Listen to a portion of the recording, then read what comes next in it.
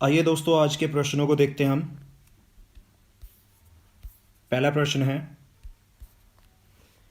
एक समावेशी कक्षा में किसी शिक्षिका की सबसे महत्वपूर्ण भूमिका है यह सुनिश्चित करना कि शिक्षिका कक्षा को मानक निर्देश दे रही है, बच्चे के माता पिता के व्यवसाय को जानना ताकि शिक्षिका प्रत्येक बच्चे के भावी व्यवसाय को जान सके, सुनिश्चित करना कि प्रत्येक बच्चे को अपनी संभावना को प्राप्त करने का अवसर मिले, कक्षा के लिए ऐसी योजना बनाना कि प्रत्येक बच्चा समान गति से आगे बढ़े। तो इसका सही उत्तर है सुनिश्चित करना कि प्रत्येक बच्चे को अपनी संभावना को प्राप्त करने का अवसर मिले, क्योंकि एक समावेशी कक्षा में किसी शिक्षिका की सबसे महत्वपूर्ण भूमिका यह है कि वह सुनिश्चित करे कि प्रत्येक बच्चे को अपनी संभावना को प्राप्त करने का अवसर मिले, क्योंकि सभी छात्रों की क्षमताओं में भिन्नता होती है। इसके बाद अगला प्रश्न देखते हैं। अपनी कक्षा के बच्चों को उनकी अपनी अवधारणाओं को बदलने में आप किस प्रकार सहायता करेंगे? तो ऑप्शन है इसके, बच्चों को सूचनाएं लिखाकर उन्हें याद करने को कहकर, यदि बच्चों की अवधारणाएं गलत हो तो उन्हें दंड देकर, तथ्यात्मक जानकारी देकर, अवधारणाओं के बारे में बच्चों को अपनी समझ को व्यक्त करने का अवसर देकर।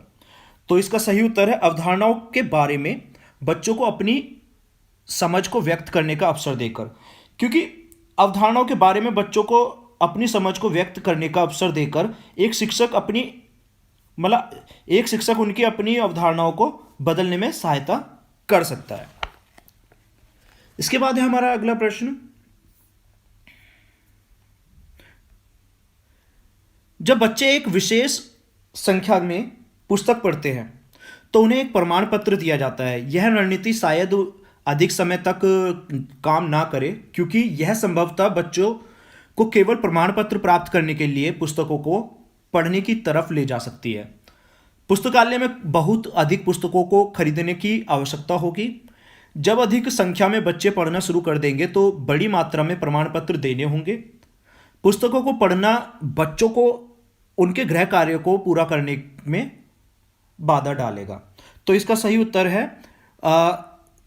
यह संभवतः बच्चों को केवल प्रमाण पत्र प्राप्त करने के लिए पुस्तकों को पढ़ने की तरफ ले जा सकती है, क्योंकि प्रश्न में दी गई रणनीति अधिक समय के लिए कारगर नहीं होगी, क्योंकि यह संभवतः बच्चों को केवल प्रमाण पत्र प्राप्त करने के लिए पुस्तकों को पढ़ने की तरफ ले जा सकती है। इसके बाद में अगला प्रश्न देखते हैं। किसी कक्षा में शिक्षक की भूमिका है समय सारणी का कठोरता से पालन करना और पाठ्यक्रम से बंधे रहना, सीखने की विश्वसनीय स्थितियां जुटाना और शिक्षार्थियों को स्वतंत्र चिंतन की सुविधा देना, अपने ज्ञान से शिक्षार्थियों को परिपूर्ण करना और उन्हें परीक्षा के लिए तैयार करना, सीधे तरीके से ज्ञान पहुंचाना और शिक्षार्थियों को सही उत्तरों के लिए तैयार करना। तो इसका सही उत्तर है सीखने की विश्वसनीय स्थितियां जुटाना और शिक्षार्थियों को स्वतंत्र चिंतन की सुविधा देना, क्योंकि सीखने की विश्वसनीय स्थितियां जुटाना और शिक्षार्थियों को स्वतंत्र चिंतन की सुविधा देना कक्षा में एक शिक्षक की महत्वपूर्ण भूमिका है।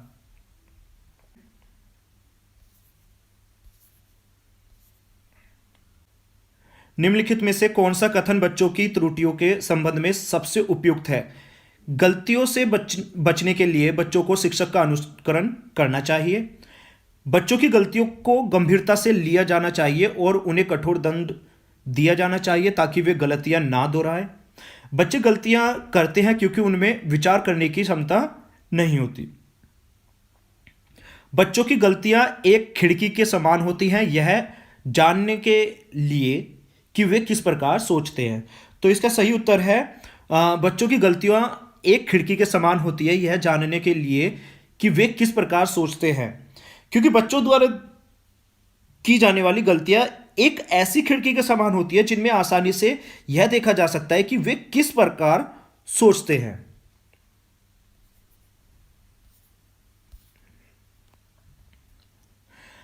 आकलन शिक्षण अधिगम प्रक्रिया का अभिन्न अंग है, क्योंकि आकलन से अध्यापक बच्चों के अधिगम को समझता है और उसके अपने शिक्षण की परिपुष्टि भी होती है। आकलन ही एकमात्र तरीका है जो आश्वस्त करता है कि शिक्षकों ने पढ़ाया और बच्चों ने सीखा। आज के समय में केवल अंक ही शिक्षा में महत्वपूर्ण है। बच्चों को अंक दिए जाने चाहिए ताकि वे समझ सके कि अपने सहपाठियों की तुलना में कहां पर हैं। तो इसका सही उत्तर है, आकलन से अध्यापक बच्चों के अधिगम को समझता है और उसके अपने शिक्षण की परिपुष्टि भी होती है। क्योंकि आकलन के द्वारा एक अध्यापक बच्चों के अधिगम को समझने के साथ अपने शिक्षण की भी परिपुष्टि करता है, इसलिए इसे शिक्षण अधिगम प्रक्रिया का अभिन्न अंग माना जाता है।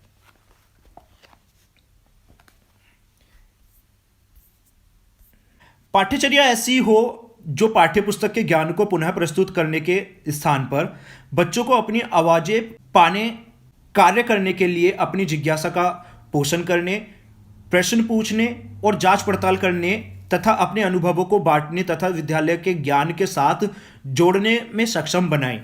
राष्ट्रीय पाठ्यचर्या की रूपरेखा 2005 पृष्ठ 13 इस पृष्ठभूमि में एक शिक्षक की प्राथमिक भूमिका क्या होनी चाहिए? तो इसके ऑप्शन हैं, बच्चों को उनकी अपनी समझ और अपने ज्ञान को साझा करने के पर्याप्त अवसर देना बच्चों के अनुभवों को निरस्त कर पाठ्यपुस्तक पर ध्यान केंद्रित करना, पाठ्यपुस्तक के अध्यायों को क्रमवार पूरा कराना, यह सुनिश्चित करना कि शिक्षिका अच्छे प्रश्न पूछे और शिक्षार्थी अपनी उत्तर पुस्तिका में उत्तर लिखे। तो इसका सही उत्तर होगा हमारा, बच्चों को उनकी अपनी समझ और अपने ज्ञानों को साझा करने के पर्याप्त अवसर देना। क्योंकि प्रश्न में दी गई पृष्ठभूमि के अनुसार एक शिक्षक की प्राथमिक भूमिका बच्चों को उनकी समझ और अपने ज्ञान को साझा करने के पर्याप्त अवसर देना है। इसके बाद में अगला प्रश्न, बच्चों को अपने अध्ययन में प्रयास करने हेतु प्रोत्साहित करने के लिए शिक्षकों को डैश की आवश्यकता होती है। तो इसके ऑप्शन है, बच्चों को नियंत्रण में रखने, अन्य बच्चों के साथ तुलना करने, बच्चे को प्रेरित करने, बच्चे को डांटने। तो इसका सही उत्तर है बच्चे को प्रेरित करने। क्योंकि बच्चों को अपने अध्ययन में प्रयास करने व प्रोत्साहित करने हेतु एक शिक्षक को बच्चों को प्रेरित करने की आवश्यकता होती है।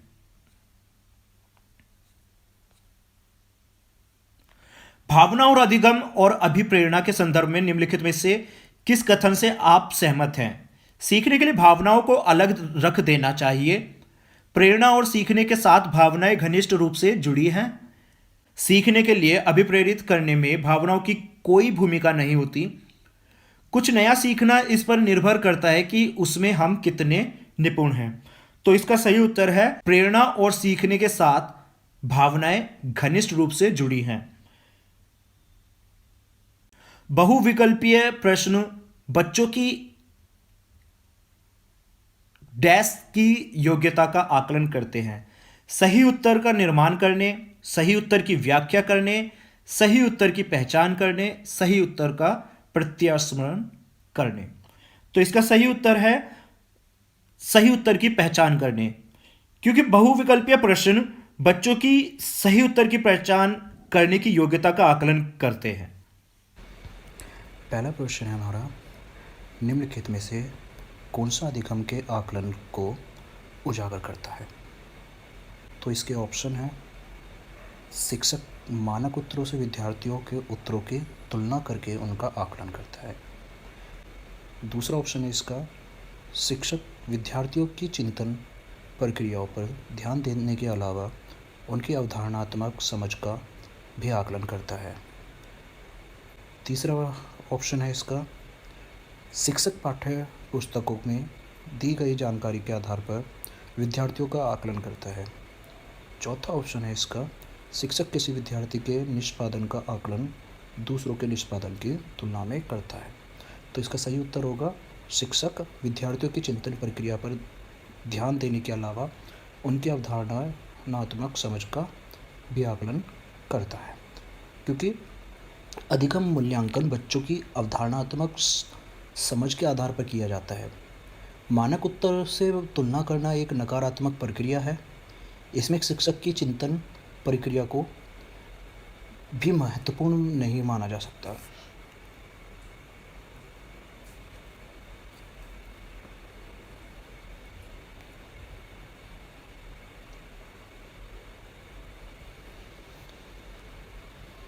इसके बाद में हमारा दूसरा प्रश्न आता है, बाल केंद्रित शिक्षा शास्त्र का अर्थ है। नंबर 1, बच्चों के अनुभवों और उनकी आवाज़ों को प्रमुखता देना। नंबर 2, शिक्षक द्वारा बच्चों को आदेश देना कि क्या किया जाना चाहिए। नंबर 3, निर्धारित सूचना का अनुसरण करने में बच्चों को सक्षम बनाना। चौथा पॉइंट है हमारा, कक्षा में सारी बातें सीखने के लिए शिक्षक का आगे होना। तो इसका सही उत्तर होगा बच्चों के अनुभवों और उनकी आवाज़ों को प्रमुखता देना, क्योंकि बाल केंद्रित शिक्षा शास्त्र बालकों की शिक्षण प्रक्रिया का अध्ययन कराता है। ठीक है, इसमें बच्चों के अनुभव द्वारा सीखने की प्रक्रिया बेहतर है, क्योंकि बच्चा स्वयं करके या स्वयं अर्जित ज्ञान प्राप्त करता है। हमारा तीसरा प्रश्न है इसके बाद में, निम्नलिखित में से कौन सा कथन भाषा और विचार के बारे में पियाजे और वाइगोत्स्की के दृष्टिकोण का सही वर्णन करता है। तो पहला ऑप्शन है हमारा, पियाजे के अनुसार पहले विचार जन्म लेता है और वाइगोत्स्की के अनुसार भाषा का विचार पर भारी प्रभाव पड़ता है। दूसरा ऑप्शन है, वाइगोत्स्की के अनुसार पहले विचार जन्म लेता है और पियाजे के अनुसार भाषा का विचार पर भारी प्रभाव पड़ता है। तीसरा ऑप्शन है हमारा, दोनों मानते हैं कि बच्चे की भाषा से विचार जन्म लेते हैं। चौथा ऑप्शन है हमारा, दोनों भाषा को बच्चे के विचारों से जन्म लेती हुई मानते हैं। तो इसका सही आंसर है, पियाजे के अनुसार पहले विचार जन्म लेता है और वाइगोत्स्की के अनुसार भाषा का विचार पर भारी प्रभाव पड़ता है, क्योंकि पियाजे का मानना है कि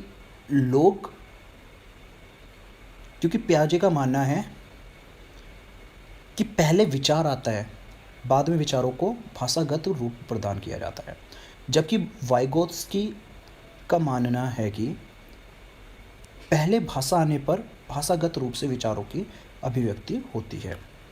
इसके बाद में हम प्रश्न नंबर 4 पे चलते हैं। विद्यालय यात्रा पर जाने के लिए पोती को अपने पिता से बहस करते हुए देख दादी कहती हैं, तुम अच्छी लड़की की तरह आज्ञाकारी क्यों नहीं हो? तुम लड़कों की तरह व्यवहार करोगी तो तुमसे कौन शादी करेगा? यह कथन निम्नलिखित में से किसको प्रतिबिंबित करता है? तो ऑप्शन इसके, लड़कियों और लड़कों के स्वभाव के रूप में रूढ़िबद्ध धारणा। दूसरा ऑप्शन है लिंग समरूपता। तीसरा ऑप्शन है लड़की के लिंग की गलत पहचान। चौथा ऑप्शन है हमारा, बच्चों के पालन पोषण में परिवार की कठिनाइयाँ। तो इसका सही उत्तर होगा लड़कियों और लड़कों के स्वभाव के रूप के बारे में रूढ़िबद्ध धारणा, क्योंकि यहाँ पिता और दादी दोनों में लिंग संबंध में रूढ़िवादी धारणा देखने को मिलती है। वे लिंग के आधार पर कार्यों के विभाजन के पक्ष में हैं। इसके बाद में हम चौथे प्रश्न के बाद में हम पांचवें पर पहुंचते हैं। पांचवा प्रश्न है हमारा, आकलन के बारे में निम्नलिखित कथनों में से कौन से कथन सही हैं? नंबर 1, आकलन से विद्यार्थियों को यह सहायता मिलनी चाहिए कि वे अपनी शक्तियों और रिक्तियों को देख सके और शिक्षक तदनुसार उन्हें ठीक कर सके। दूसरा ऑप्शन है इसका, आकलन तभी सार्थक होता है जब विद्यार्थियों का तुलनात्मक मूल्यांकन हो। तीसरा ऑप्शन है, आकलन केवल स्मरण शक्ति का ही नहीं, बोधन और अनुप्रयोगों का भी होना चाहिए। चौथा पॉइंट है इसका, आकलन तब तक उद्देश्यपूर्ण नहीं हो सकता जब तक उससे भय और संचार ना हो। तो इसके हमारे ए और सी दोनों ऑप्शन ठीक है, क्योंकि आकलन एक व्यापक दृष्टि है। इसका प्रयोग निदानात्मक होता है, विद्यार्थियों की कमियों को दूर करने में सहायक होता है, आकलन बोध तथा अनुप्रयोग स्तर पर होना चाहिए, ना कि केवल स्मरण शक्ति के स्तर पर। इसके बाद में हम अपने छठे प्रश्न पे पहुंचते हैं। शिक्षा का अधिकार अधिनियम 2009 के अनुसार विशेष आवश्यकता वाले बच्चों को पढ़ना चाहिए, खासतौर पर उन्हीं के लिए बनाए गए विशेष विद्यालयों में, घर पर माता पिता और देखभाल करने वालों के साथ जो उन्हें आवश्यक सहायता उपलब्ध कराए। तीसरा ऑप्शन है समावेशी शिक्षा व्यवस्था में इस प्रावधान के साथ कि उनकी व्यक्तिगत आवश्यकताओं की पूर्ति की जा सके। चौथा ऑप्शन है व्यावसायिक प्रशिक्षण केंद्रों में जो उन्हें जीवन कौशलों के लिए तैयार करेंगे। तो इसका सही उत्तर है हमारा सी, तीसरा। शिक्षा का अधिकार अधिनियम 2009 में समावेशी शिक्षा पर विशेष बल दिया गया है, ठीक है। साथ ही आवश्यकता पड़ने पर व्यक्तिगत स्तर पर सहयोगात्मक उपाय अपनाए जाने पर जोर दिया गया है। जैसे समावेशी शिक्षा के साथ साथ दिव्यांगों के अनुकूल शिक्षण पद्धति पर भी बल देता है। इसके बाद में हम प्रश्न नंबर 7 है, जिस कक्षा में विविध पृष्ठभूमि से विद्यार्थी आते हों वहाँ एक प्रभावी शिक्षक, ऑप्शन है इसके, समूह में व्यक्ति भिन्नता को बताने के लिए उनकी सांस्कृतिक जानकारी पर ध्यान देगा। दूसरा ऑप्शन है वंचित पृष्ठभूमि के विद्यार्थियों को कठिन परिश्रम करने के लिए कहेगा ताकि वे अपने साथियों के बराबर पहुंच सके।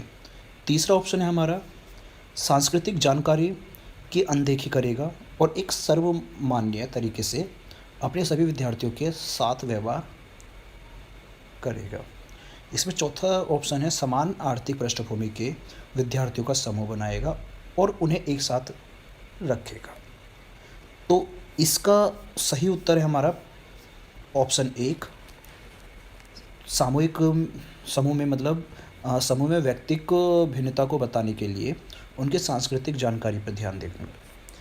क्योंकि जिस वर्ग में सांस्कृतिक विविधता का मतलब जिस वर्ग में सांस्कृतिक विविधता हो वहाँ छात्रों के बीच सांस्कृतिक अंतर का ध्यान रखना चाहिए।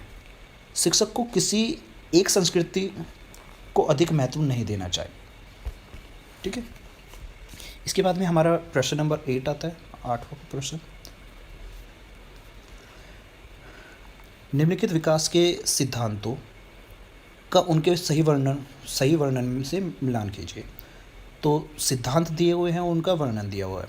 तो समीप दूराभिमुख दिशा, इसके सामने दिया हुआ है हमें विभिन्न बच्चे भिन्न भिन्न दर से बढ़ते हैं। तो बी ऑप्शन दे रखा है हमें सिरा पदाभिमुख दिशा, और इसके सामने सेकंड पॉइंट दे रखा है सिर से पैर का क्रम। अंतर्वैयक्तिक भिन्नताएं, किसी अकेले बच्चे में भी विकास की दर विकास के एक क्षेत्र की अपेक्षा दूसरे में भिन्न हो सकती है। चौथा पॉइंट दे रखा है इसमें अंतर्वैयक्तिक भिन्नताएं शरीर के केंद्र से बाहर की और इसमें जो वर्णन दे रखा है इसमें फिफ्थ दे रखा है सरल से जटिल की ओर वृद्धि। तो इसका सही उत्तर है सेकंड कैसे है देखिए, जो समीप दुराभिमुख है उसमें सरल से जटिल की ओर वृद्धि होती है, ठीक है। फिर सिरा पदाभिमुख दिशा मतलब सिर से पैर का क्रम, सेकंड पॉइंट। फिर अंतर्वैयक्तिक भिन्नताएं, सी का होगा हमारा विभिन्न बच्चे भिन्न भिन्न दर से बढ़ते हैं, और डी है हमारा अंतर्वैयक्तिक भिन्नताएं। तो इसका सही उत्तर होगा हमारा थर्ड, किसी अकेले बच्चे में विकास की दर विकास के एक क्षेत्र की अपेक्षा दूसरी में भिन्न हो सकती है, ठीक है। अब इसके बाद में पहुंचते हैं हम अपने 9वें प्रश्न पे। 9वां प्रश्न कहता है संज्ञान और संवेग के बारे में निम्नलिखित कथनों में से कौन सा कथन सही है। संज्ञान और संवेग एक दूसरे से स्वतंत्र प्रक्रिया है संज्ञान और संवेग परस्पर जुड़े हैं और एक दूसरे को प्रभावित करते हैं। संज्ञान संवेगों को प्रभावित करता है किंतु संवेग संज्ञान को प्रभावित नहीं करता है। संवेग संज्ञान को प्रभावित करते हैं किंतु संज्ञान संवेगों को प्रभावित नहीं करता है। तो इसका सही उत्तर है सेकंड, संज्ञान और संवेग परस्पर जुड़े हैं और एक दूसरे को प्रभावित करते हैं, क्योंकि संज्ञान तथा संवेग परस्पर संबंधित होते हैं तथा एक दूसरे को प्रभावित करते हैं। संवेग संज्ञान को कार्यात्मक रूप प्रदान करता है।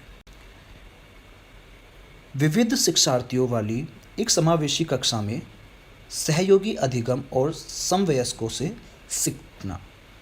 तो इसके ऑप्शन है सक्रिय रूप से निरुत्साहित किया जाना चाहिए और प्रतियोगिता को बढ़ावा देना चाहिए। दूसरा ऑप्शन है केवल कभी कभी ही प्रयोग किया जाना चाहिए क्योंकि यह सहपाठियों से तुलना को बढ़ावा देता है।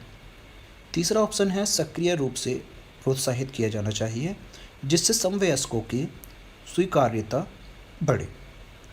चौथा ऑप्शन है हमारा कार्यान्वित नहीं किया जाना चाहिए और विद्यार्थियों को क्षमताओं के अनुसार अलग अलग किया जाना चाहिए। तो इसका सही उत्तर होगा सक्रिय रूप से प्रोत्साहित किया जाना चाहिए जिससे समवयस्कों की स्वीकार्यता बढ़े, क्योंकि समवयस्कों की स्वीकार्यता बढ़ाने के में विविध शिक्षार्थियों के बीच समावेशी कक्षा सहयोगी होती है। यह अंतर्निर्भरता में वृद्धि करती है। एक शिक्षिका अपनी कक्षा में विविधता को संबोधित कर सकती है। इसके ऑप्शन हैं भिन्नताओं को स्वीकार करके और उसे महत्व देकर, बच्चों की सामाजिक सांस्कृतिक पृष्ठभूमि का शिक्षा शास्त्रीय संसाधन के रूप में प्रयोग करके, विभिन्न अधिगम शैलियों को समायोजित करके, मानक निर्देश देकर और निष्पादन हेतु सर्वमान्य मानदंड निर्धारित करके। इसका सही उत्तर होगा ABC। ABC कैसे होगा? क्योंकि कक्षा में विविधता को स्वीकार कर शिक्षिका को सामाजिक शास्त्रीय शिक्षण पर बल देना चाहिए। ऐसे में अधिगम की अनेक शैलियों को अपनाकर विविधता में प्रभावी शिक्षण किया जा सकता है। एक सामान्य मानदंड निर्धारित करना उचित नहीं होगा। इसके बाद में अगला प्रश्न है हमारा, कोई शिक्षिका अपनी कक्षा में फर्नीचर की तीखी धार वाले किनारों को रुई से ढका रखने को कहती है और छुओ तथा अनुभव करो वाले सूचना पट्टों का उपयोग करने को कहती है। वह किस प्रकार के विशेष शिक्षार्थियों की आवश्यकता पूर्ति करने का प्रयास कर रही है? ऑप्शन है इसके श्रवण विकलांग शिक्षार्थी, दृष्टि विकलांग शिक्षार्थी, सीख ना सकने वाले शिक्षार्थी, सामाजिक रूप से वंचित शिक्षार्थी। तो इसका सही उत्तर होगा ऑप्शन बी, दृष्टि विकलांग शिक्षार्थी, क्योंकि दृष्टिबाधित विद्यार्थियों को समझाने के लिए शिक्षिका छुओ तथा अनुभव करो माध्यम से शिक्षण कार्य कर रही है। इसके बाद में अगला क्वेश्चन है हमारा, प्रतिभाशाली बच्चों के लिए सबसे अच्छे शैक्षिक कार्यक्रम वे होते हैं जो प्रत्यास्मरण के द्वारा ज्ञान की प्रवीणता पर बल देते हैं, उन्हें अधिगम के न्यूनतम मानकों तक काम करने को प्रेरित करने के लिए उपहारों और पुरस्कारों का उपयोग करते हैं, उनके चिंतन को प्रेरित कर उन्हें विविध विचारों में व्यस्त रहने के अवसर देते हैं, उनके आक्रामक व्यवहार को नियंत्रित करते हैं। तो इसका सही उत्तर होगा तीसरा, उनके चिंतन को प्रेरित करने, उनके चिंतन को प्रेरित कर उन्हें विविध विचारों में व्यस्त रहने के अवसर देते हैं, क्योंकि अच्छे शैक्षिक कार्यक्रम प्रतिभाशाली बच्चों को चिंतन करने का अवसर प्रदान करते हैं। इससे विचारों में विविधता का संचार होता है। इसके बाद में हम अगला प्रश्न देखते हैं,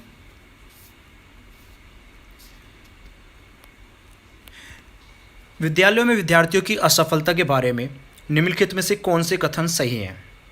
नंबर 1, विशेष जातियों और समुदायों से संबंधित विद्यार्थी असफल होते हैं क्योंकि उनमें योग्यता नहीं होती।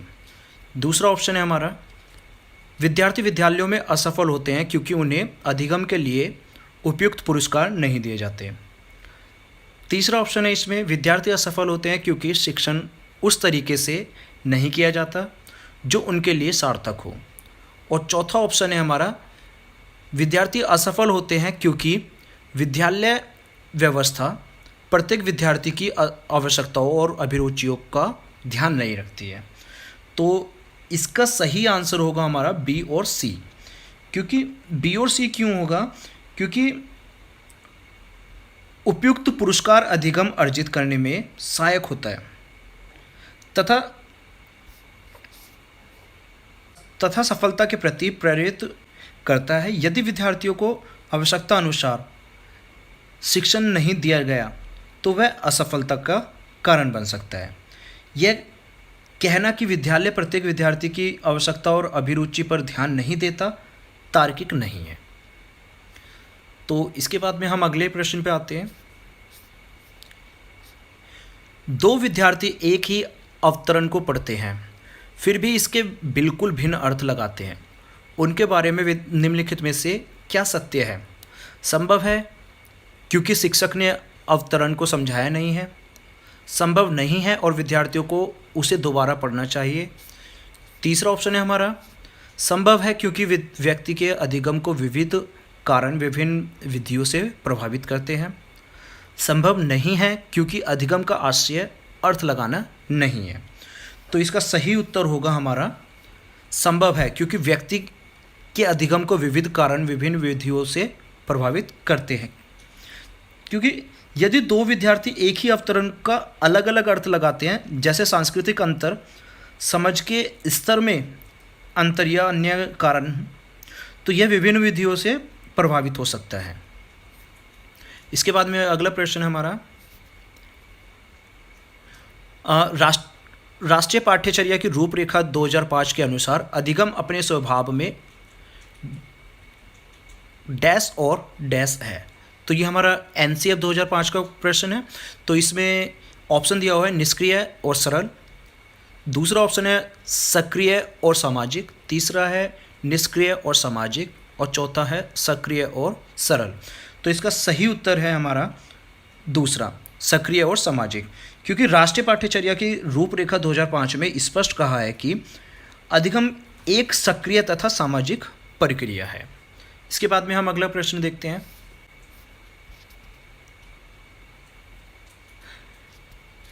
अगला प्रश्न है, विद्यार्थियों को स्वतंत्र रूप से चिंतन करने तथा प्रभावी शिक्षार्थी बनने में सक्षम बनाने हेतु शिक्षक के लिए यह महत्वपूर्ण है। ऑप्शन है इसका, विद्यार्थियों को सिखाना कि किस प्रकार से अपने अधिगम का अनुवीक्षण करें, विद्यार्थियों के द्वारा प्राप्त की गई प्रत्येक सफलता के लिए उन्हें पुरस्कार देना, छोटी छोटी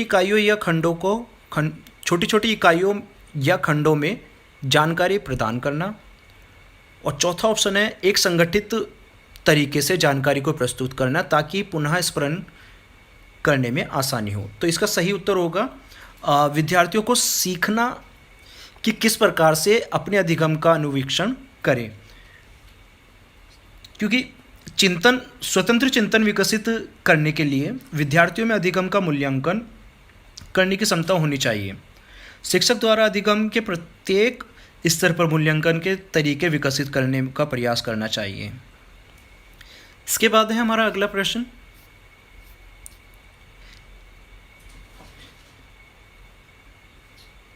यदि कोई शिक्षिका चाहे कि उसके विद्यार्थी समस्या समाधान कौशल प्राप्त कर ले तो विद्यार्थियों को ऐसे क्रियाकलापों में लगाना चाहिए जिनमें हो प्रत्यास्मरण, रटना और समझना, बहुविकल्पीय प्रश्नों वाले स्तरीकृत कार्यपत्रक, ड्रिल और अभ्यास, पूछना, तर्क करना और निर्णय लेना।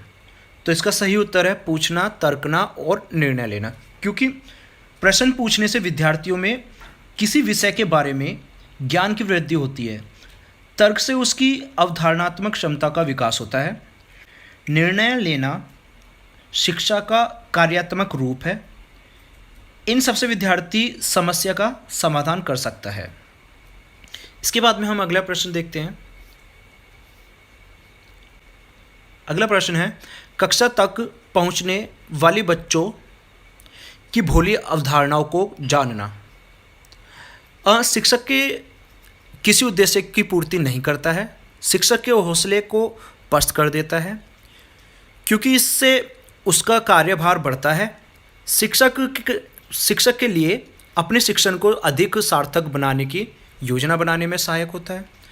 शिक्षक की योजना और शिक्षण में रुकावट बनता है। तो इसका सही उत्तर है, शिक्षक के लिए अपने शिक्षण को अधिक सार्थक बनाने की योजना बनाने में सहायक होता है, क्योंकि कक्षा में पहुंचने वाली भोली अवधारणा या विद्यार्थियों के पूर्व ज्ञान या अभिरुचि जानकर शिक्षण को प्रभावी बनाया जा सकता है। साथ ही इससे विद्यार्थियों की समझ तथा ज्ञान स्तर का पता चलता है, साथ ही प्रभावी शिक्षण की योजना बनाने में सहायक होता है। इसके बाद अगला प्रश्न है हमारा, निम्नलिखित में से कौन से तत्व अधिगम को प्रभावित करते हैं? ऑप्शन 1 है शिक्षार्थी का उत्प्रेरण, शिक्षार्थी की परिपक्वता, शिक्षण युक्तियाँ, शिक्षार्थी का शारीरिक और संवेगात्मक स्वास्थ्य। तो इसका सही उत्तर है ABCD चारों होंगे, क्योंकि शिक्षार्थी की उत्प्रेरणा, शिक्षार्थी की परिपक्वता, शिक्षण युक्तियाँ तथा शिक्षार्थी का शारीरिक और संवेगात्मक स्वास्थ्य अधिगम को प्रभावित करते हैं। अगर आपको मेरी ये वीडियो पसंद आई तो चैनल को सब्सक्राइब कीजिए, लाइक कीजिए वीडियो को और शेयर कीजिए और नोटिफिकेशन बेल को प्रेस कीजिए।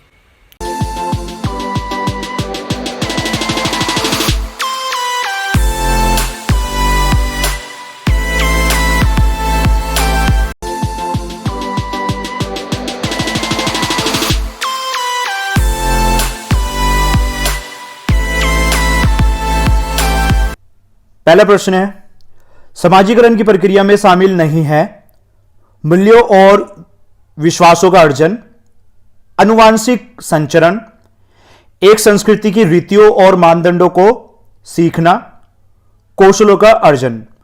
तो इसका सही उत्तर है आनुवांशिक संचरण, क्योंकि समाजीकरण की प्रक्रिया में मूल्यों, विश्वासों तथा कौशलों का अर्जन किया जाता है। एक संस्कृति की रीतियों और मानदंडों के सीखने को भी समाजीकरण की प्रक्रिया में सम्मिलित किया जाता है। समाजीकरण की प्रक्रिया में आनुवांशिक संचरण को सम्मिलित नहीं किया जाता है। आइए अगला प्रश्न देखते हैं हम। मानसिक संरचना जो चिंतन के निर्माण प्रखंड है, इसके लिए पियाजे ने किस शब्द या पद का प्रयोग किया है? जीन, परिपक्व प्रखंड, स्कीमा, अवधारणाएं, विकास के क्षेत्र। तो इसका सही उत्तर है स्कीमा, अवधारणाएं, क्योंकि मानसिक संरचना जो चिंतन के निर्माण प्रखंड है, इसके लिए पियाजे ने स्कीमा, अवधारणाएं शब्द या पद का प्रयोग किया है। इसके बाद में अगला प्रश्न देखते हैं। वाइगोत्स्की के अनुसार बच्चे स्वयं से क्यों बोलते हैं? बच्चे अपने प्रति वयस्कों का ध्यान आकर्षित करने के लिए बोलते हैं, बच्चे स्वभाव से बहुत बातूनी होते हैं, बच्चे अहम केंद्रित होते हैं, बच्चे अपने कार्य को दिशा देने के लिए बोलते हैं। तो इसका सही उत्तर है ऑप्शन 4, बच्चे अपने कार्य को दिशा देने के लिए बोलते हैं, क्योंकि वाइगोत्स्की के अनुसार जन्म के समय शिशु का व्यवहार सामाजिकता से काफी दूर होता है, वह अत्यधिक स्वार्थी होता है। इनके अनुसार बच्चे अपने कार्य को दिशा देने के लिए स्वयं से बोलते हैं। इसके बाद में अगला प्रश्न, अधिगम आसक्तता वाले बच्चों को एक समान दिखाई देने वाले अक्षरों और वर्णों में भ्रम होता है। बच्चे दृश्य शब्दों, साइट वर्ड्स को आसानी से पहचानते हैं और समझते हैं। बच्चों का मानसिक विकास मंद होता है, बच्चे निम्न बुद्धि उपलब्धि होते हैं। तो इसका सही उत्तर है ऑप्शन 1, बच्चों को एक समान दिखाई देने वाले अक्षरों और वर्णों में भ्रम होता है, क्योंकि कुछ छात्र पढ़ने लिखने, मौखिक अभिव्यक्ति, शब्दों की वर्तनी करने, गणित एवं तर्क शक्ति को समझने आदि में आसक्त अथवा कमजोर होते हैं, जिसे अधिगम आसक्तता कहते हैं। ऐसे बच्चों को एक समान दिखाई देने वाले अक्षरों और वर्णों में भ्रम हो जाता है। इसके बाद अगला प्रश्न है हमारा, सृजनात्मकता क्या है? बुद्धि का एक प्रकार जो उन कौशलों से संबंधित है जो संचित किए गए ज्ञान और अनुभव पर निर्भर होते हैं। बुद्धि का एक प्रकार जो संसाधन की गति को शामिल करते हुए सूचना प्रक्रम कौशलों पर अत्यधिक निर्भर होता है। समस्याओं के मौलिक और अपसारी समाधानों को पहचानने अथवा तैयार करने की योग्यता। सृजनात्मकता 200 से ऊपर की बुद्धि उपलब्धि से सर्वाधिक बेहतर ढंग से परिभाषित होती है। तो इसका सही उत्तर है हमारा ऑप्शन 3, समस्या के मौलिक और अपसारी समाधानों को पहचानने अथवा तैयार करने की योग्यता, क्योंकि सृजनात्मकता समस्याओं के मौलिक और अपसारी समाधानों को पहचानने अथवा तैयार करने की योग्यता है। इसके बाद में अगला प्रश्न है हमारा, भारत में बहुत से बच्चे विशेषकर लड़कियां विद्यालयों में आने से पहले और विद्यालय से वापस जाने के बाद घर का काम करते हैं। आपके विचार से इस संदर्भ में एक शिक्षिका को गृह कार्य के बारे में क्या करना चाहिए? शिक्षिका को ऐसा गृह कार्य देना चाहिए जो विद्यालय में कराए गए अधिगम को बच्चों के घरेलू जीवन से जोड़ता है। शिक्षिका को सुनिश्चित करना चाहिए कि बच्चे अपना गृह कार्य पूरा करने के लिए सुबह जल्दी उठे और देर तक रुके। बच्चों के माता पिता से उनके गृह कार्य को पूरा कराने के लिए ट्यूशन लगवाने के लिए कहिए। उसे उन बच्चों को कठोर दंड देना चाहिए जो अपना गृह कार्य पूरा नहीं करते। इसका सही उत्तर है ऑप्शन 1, शिक्षिका को ऐसा गृह कार्य देना चाहिए जो विद्यालय में कराए गए अधिगम को बच्चों के घरेलू जीवन से जोड़ता है, क्योंकि प्रश्न में दी गई स्थिति को देखते हुए यह बेहतर है कि शिक्षिका को गृह कार्य ऐसा देना चाहिए जो विद्यालय में कराए गए अधिगम कार्यों को उनमें घरेलू जीवन से जोड़ता हो। इसके बाद अगला प्रश्न, एक प्रभावी कक्षा में बच्चे अपने अधिगम को सुगम बनाने के लिए मार्गदर्शन एवं सहयोग हेतु शिक्षक से सहायता लेते हैं। बच्चे हमेशा उत्सुक हो और तैयार रहते हैं क्योंकि शिक्षक उनकी प्रत्यास्मरण योग्यता का आकलन करने के लिए नियमित रूप से परीक्षा लेता रहता है। बच्चे शिक्षक से डरते हैं क्योंकि वह मौखिक और शारीरिक दंड का प्रयोग करता है। बच्चे शिक्षक का सम्मान नहीं करते और जैसा उन्हें अच्छा लगता है वैसा ही करते। तो इसका सही उत्तर है, बच्चे अपने अधिगम को सुगम बनाने के लिए मार्गदर्शन एवं सहयोग हेतु शिक्षक से सहायता लेते हैं, क्योंकि एक प्रभावी कक्षा में बच्चे अपने अधिगम को सुगम बनाने के लिए मार्गदर्शन एवं सहयोग हेतु शिक्षक से सहायता लेते हैं। इसके बाद में अगला प्रश्न देखते हैं, ज्ञान के एक बड़े असंबद्ध भाग को प्रस्तुत करना अपने तरीके से जानकारी को व्यवस्थित करने में शिक्षार्थियों की सहायता करेगा। शिक्षिका के कार्य को कठिन और शिक्षार्थियों के कार्यों को आसान बनाएगा। शिक्षार्थियों के लिए अवधारणात्मक समझ को प्राप्त करने को कठिन बनाएगा। शिक्षार्थियों के लिए प्रत्यास्मरण को आसान बनाएगा।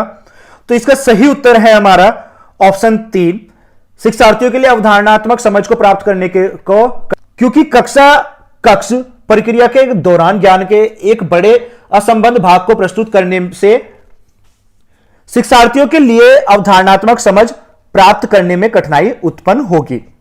इसके बाद में अगला प्रश्न देखते हैं अपना, क्या बच्चे इसलिए भाषा अर्जित करते हैं क्योंकि उनमें आनुवांशिक रूप से ऐसा करने की पूर्व प्रवृत्ति होती है, या उनके माता पिता प्रारंभिक अवस्था से ही उन्हें गहन रूप से सिखाते हैं? यह प्रश्न आवश्यक रूप से दर्शाता है क्या विकास एक सतत प्रक्रिया है या एक